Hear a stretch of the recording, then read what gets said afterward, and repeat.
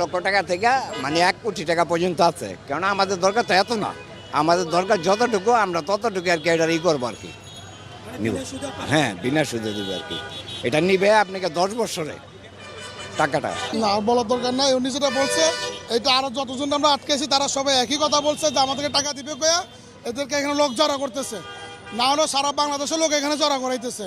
এরা হলো ইউনুসের বিরুদ্ধে, আমরা আজকে সকালে যেটা ফেসবুকে পাইছি ইউনুসের বিরুদ্ধে, তারা ইউনুসকে ক্ষমতা থেকে নামাইবো, ইউনুসকে সরাইবো, এগুলো প্রস্তুত করার জন্য এটা করছে।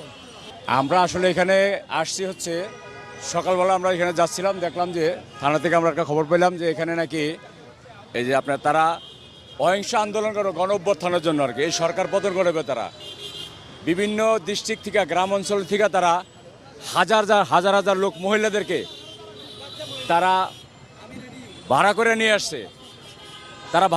আসছে, এখানে নাকি ডক্টর ইউনূস